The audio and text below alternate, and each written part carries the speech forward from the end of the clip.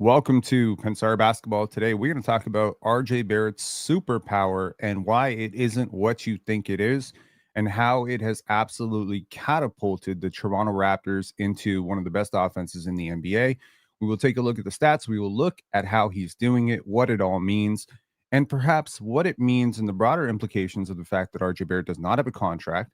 How would this offense look without his superpower, which is cheat sheet? It's his cutting and off-ball movement and how he, uses space off of his better players. And ultimately, we'll talk about cutting in general, because cutting is a huge part of Darko Rajakovic's entire offensive scheme. It's a big part of some of the stuff that the Toronto Raptors are hoping to borrow from teams that Darko Rajakovic has really tried to model this offense after. Golden State, great cutting team. Indiana, Denver. Basically, if you have great playmakers, you need great finishers and cutters. So let's talk about RJ Barrett and let's see what the stats say. And I think you're going to be a little bit surprised by this. This is not going to be a super long live, but let's get to this. So, first and foremost, let me make myself small and make this big. This is where the Toronto Raptors rank in terms of offense and defense over the last 10 games. Shout out to Kirk Goldsberry. There you see the Toronto Raptors, top 5 in net rating, number 7 in offense, and number 3 in defense over the last 10 games. This is truly insane stuff. And frankly, it puts you in a really good position because your matchup tonight is the worst defense in the NBA and easily the worst team in the NBA, which is the Washington Wizards. It would make for an upset of enormous proportions if the Raptors were to lose tonight. And one of the reasons they probably won't lose tonight is because bad defenses are phenomenally bad at guarding good cutters. So let's take a look at how RJ stacks among the league of good cutters, because off-ball motion and movement has been a huge part of the NBA. Here are the most points per possession off of cuts in the 2025-2026 regular season to date, minimum cutoff of 20 total cuts. You're going to see a lot of starters here. You're going to see a lot of high rotation players here. You're not going to see a lot of some of my favorite cutters, but frankly, this is the list. RJ Barrett, number 1. Ryan Kalkbrenner, number 2. Jimmy Butler, number 3. Lauri Markkanen, number 4. The best player in the league, Nikola Jokic, number 5. Jalen Johnson, number 6. Donovan Clingan, number 7. Tied with Neemias Queta, Amen Thompson, Andre Drummond, and DeAndre Jordan. You see a lot of bigs here. You see a lot of bigs, and you see a lot of big wings, physical guys who finish around the rim really well. Obviously, there's a lot of things you need to be a good cutter. So let's talk about some of our favorite cutters throughout NBA history. And we can probably start this discussion out at former Toronto Raptor Bruce Brown, whom Darko said he wrote papers, academic papers on Bruce Brown's cutting. And effectively, I didn't read those papers, probably should have before this live, but I think instinctually, anyone who's played basketball can tell you that there's a few things you need for cutting. Number 1, you need some sort of timing and rhythm to how you move. Number 2, I think you need to be quick. Like, you need to be pretty quick to get into those flashes of space. Number 3, you need to be a pretty decent cutter in terms of your finishing at the rim has to be pretty good. I mean, if you're going to be cutting into space, it helps that you can finish through contact, especially if you don't have a generational passer like Jokic creating open looks at the basket for you. Number 4, I think it helps to have one of two things: either very little shooting gravity or a lot of shooting gravity. Some of my favorite cutters throughout NBA history: Steph Curry, one of the best cutters. Andre Iguodala, another great cutter. TJ Warren, another great cutter. Gordon Hayward, another phenomenal cutter. Avery Bradley, another great cutter. There's a lot of great cutters throughout NBA history, and a lot of it comes down to rhythm, timing, read and react. You have to be a pretty damn smart basketball player. And if you look at this list, honestly, it's a lot of pretty smart basketball players, right? Jimmy Butler is one of the smartest basketball players, frankly, in the world. I don't think he gets enough credit for it. Jokic, obviously, Lauri Markkanen, super high basketball IQ guys. Donovan Clingan and Ryan Kalkbrenner, very well coached guys. Amen Thompson, freak athlete, and obviously Andre Drummond, just a load on. I apologize, my throat is going through hell right now. Give me one sec. This is what I don't get for talking for 2 hours. and suddenly trying to talk a mile a minute for 25 minutes here. Getting ready for the PCL, the Players' Choice PCL, I'm going to get destroyed because it is 1 minute king of the court, and I have to think really fast. And quite frankly, right now, I feel quite tired. I went to sleep at 5 a.m. watching the final season of Mr. D, which sucked, by the way. So, yeah, probably not going to do too well in the PCL. Shout outs to Team Penn.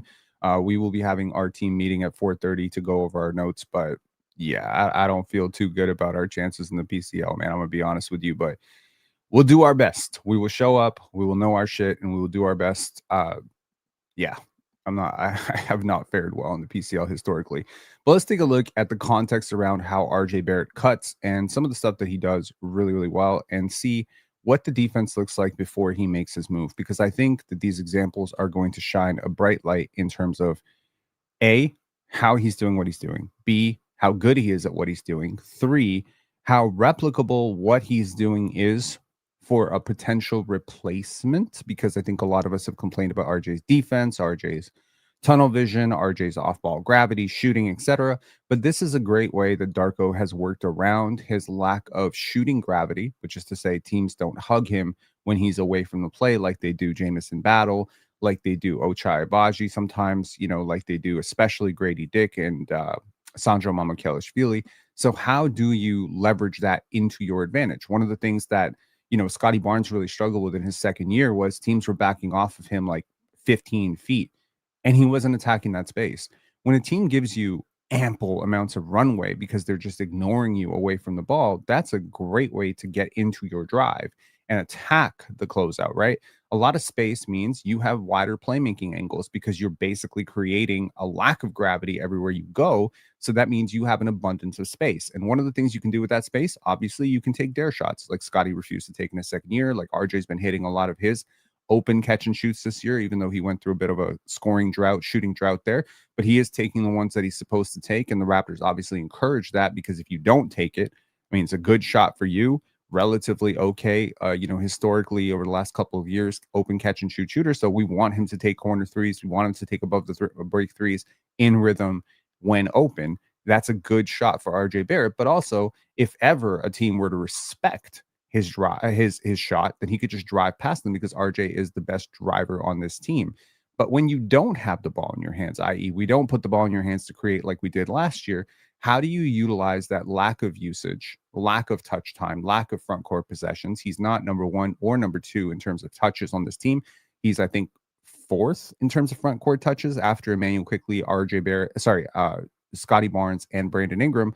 So how do you utilize that? And most importantly, how does Jakob Poeltl help all this? So let's take a look at a few examples here of how RJ Barrett cuts. So here, Emmanuel Quickley is dribbling the basketball. The big is going to lose Jakob Poeltl, and there's going to be an over recovery here. Two defenders go right to Jakob Poeltl. And why is that? Because Jakob Poeltl is an elite finisher, and leaving him one-on-one with Dyson Daniels would be a very big mistake for the Atlanta Hawks here. So immediately, RJ Barrett sees Zachary Rissache, who is his man, kind of starting to trail off of him and thinking help. The second he does this, and RJ is such a good, he's a really smart basketball player. Again, Shannon and I may have had a lot of our disagreements, but one of the things that he said that was pure cook, he said RJ is a really smart basketball player. RJ is a really smart basketball player. Watch this. Immediately cuts past Zachary Rissache. And what happens when you have a willing and good playmaker in this spot getting doubled is boom, immediate. And Kristaps Porzingis doesn't even bother recovering. Easy 2 points for RJ Barrett. Why? Because Zachary Rissache did not respect him away from the play. And frankly, he was able to utilize that because this is lazy off-ball defense. Now, once again, you're going to see RJ Barrett here. This time, this was 2 games ago against the Charlotte Hornets. This time, Con Knipple is going to start thinking help. And why is he going to start thinking help on this play? Largely because Colin Sexton is a mismatch on Brandon Ingram. He's giving up 7 inches. Ingram saw it and he immediately said, you know what, you're 6'2", I'm 6'9". I'm going to score on this. This is why assertive scorers and dominant paint finishers, guys like Brandon Ingram, guys like Jakob Poeltl, but also big wings who can play make like Colin Murray-Boyles, Sandro Mamukelashvili, Scotty Barnes. Now, in this case, you see Scotty has completely wide open, right? Miles Bridges is willing to ignore him and sit into Brandon Ingram's drive. So right now, what is happening here is RJ is being ignored, Barnes is being ignored, and Ingram is the defense is starting to load up on the help, which is they're thinking when he makes his move to the basket, immediately I'm going to help. So what's going to happen here is LaMelo Ball is going to think help immediately. Con Knipple is going to recover out to Emmanuel quickly, who is the logical pass for Ingram for an open three. Can't ignore him. And since Con Knipple is thinking help and quickly, RJ Barrett is going to correctly identify, wait a second, Bridges is thinking help, Cockburner is thinking help. There's an opportunity for me. And here it's the timing. Perfect time. Now, Bridges, seeing this pass going this way, completely overplays this because he turned his head. He thought RJ was still at the three-point line. He's not even looking at this, and he totally misplays this. And here, Jakob Poeltl is going to shield. This is like Jakob Poeltl, #1 in the league in screen assist. This should count as a screen assist because here he's basically holding the shot blocker away. And this is where I think a lot of people who say Jakob Poeltl, hurts your spacing. Well, right here, he basically creates an open dunk because Cockburner, who is a phenomenal shot blocker, is not able to recover in time for RJ. How many players had to help RJ make that play happen? Quickly being a great shooter helped. Barnes did not help at all. Jakob Poeltl being physical and willing to shield off his man to stop him from blocking the shot helped. And Ingram being a willing passer and waiting for the right play. But also RJ helped himself tremendously by not cutting too soon and not cutting too late and making that decision right as the defender turned his head. Again, it is all about timing. Here, once again, we are going to see RJ Barrett. This time, he is once again being ignored. Look at how far the defense is able to play off of RJ Barrett when he is on the weak side as a shooter, right? So this is the worst place to put RJ Barrett. If you're thinking about it, you would much rather put the ball in RJ's hands, have Ingram be a screener for him, but that's not how the Raptors are using Ingram, right? Instead, here, Scotty Barnes comes through. He's going to sort of occupy for a moment, physical to physical VJ Edgecombe. And once again, the same formation sort of happens, which is a pocket of space is going to be opened up because the defense overreacts to Emmanuel quickly. To the people who say quickly doesn't help, this is why quickly helps. This is exactly why quickly helps. VJ Edgecombe over focused on the Ingram drive, two defenders on Ingram, boom. Andre Drummond is too late. This time, Ingram, once again, Ingram with the ball. Barnes, screen, moves away, get the switch onto the bigger Evan Mobley. Mobley is the reigning defensive player of the year, but right here, he is not in a good position. He is not in a great position, at least. Mamu right now is stretching Jared Allen out away from the paint, which is opening up Donovan Mitchell to be the low man. Mitchell is thinking help on the drive. He's trying to sit in the gap on the Ingram drive. And as Ingram drives, watch the man in the corner, which is RJ Barrett, cut right behind Donovan Mitchell, who is the low man in this situation or trying to be the low man, Dean Wade and him. And ultimately right here, because Dean Wade is preoccupied with Scotty Barnes, the other defender is thinking about Emmanuel quickly on the other corner, and boom, RJ Barrett just sneaks past.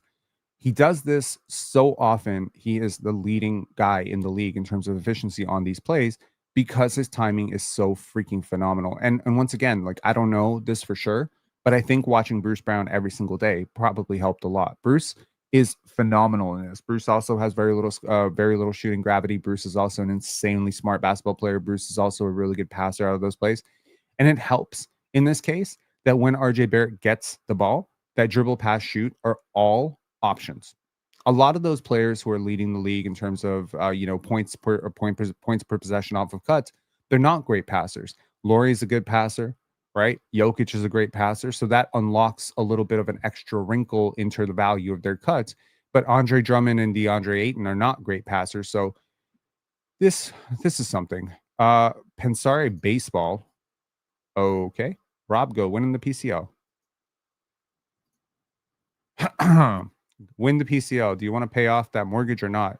I do want to pay off the mortgage. Thank you for the extra motivation. I hadn't really thought about it, but yeah, you got to have motivation and confidence. Thank you, Tony Robbins. I really do appreciate that. Also, interesting name, Cool. I promise it's not my burner. Okay, cool. And here, Ingram, drive, right? Second defender, which is Trenton Watford, thinking help immediately. Kelly Oubre doesn't stand a chance without the double team. And here, Ingram's playmaking, willingness to make this pass. Again, Embiid is able to sit so far off of Barnes. And to everybody who's critical of Scotty's lack of shooting gravity, this is how you see it. When Scotty and Yak are on the floor together, which they're not here, defenses are able to sit middle, and it really does make life very hard for anyone willing to drive in this offense. So you do have to take two to the ball. You do have to have a sharp cutter, and you do have to, frankly, open up the paint. Now, I guess Embiid could have been lower on this, but then that opens up Ingram to a wide open Scotty Barnes. So I guess Barnes is helping spacing a little bit, but not enough. So what does this all mean in terms of, the future prospects of people thinking trade RJ Barrett for defensive upgrade? It's complicated. So the Raptors offense probably, at least theoretically, works best when instead of a cutter in RJ's position, you have a spacer in RJ's position, which allows Scotty to be the cutter. Scotty is a better finisher. Scotty is a better passer out of those situations, and he's a better offensive rebounder in case there's a miss. So it probably stands to reason that having both Scotty and RJ on the court kind of hurts you a little bit. How it works is largely because Ingram, Quickly, and Jakob Poeltl do a lot to make that bad formation work into a reasonable formation.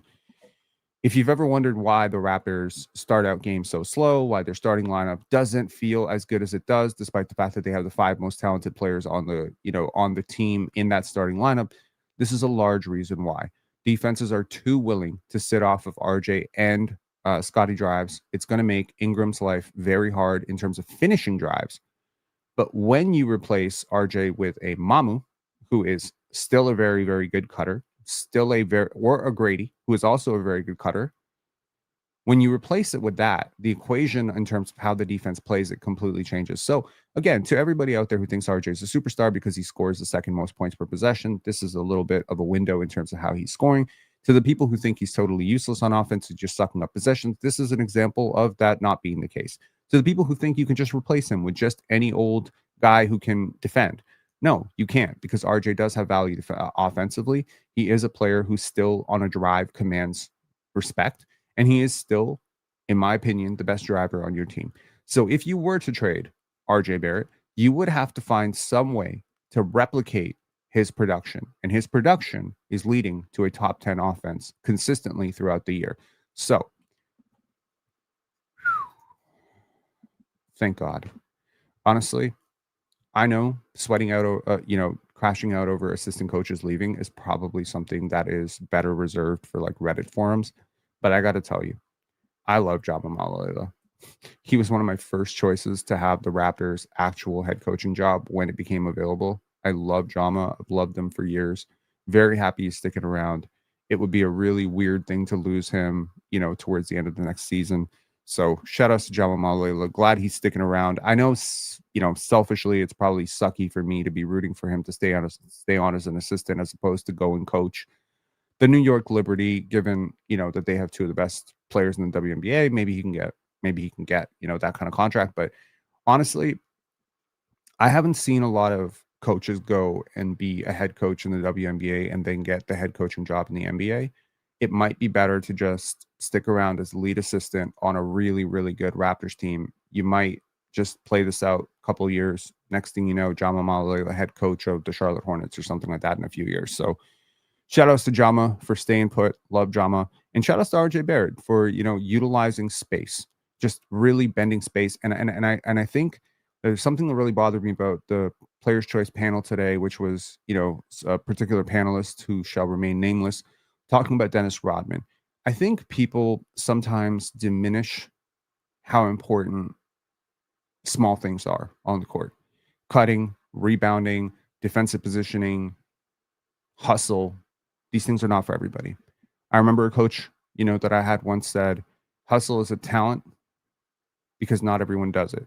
Now, I know that statement has been said a million times and has probably been around since the early 70s, but it is what it is.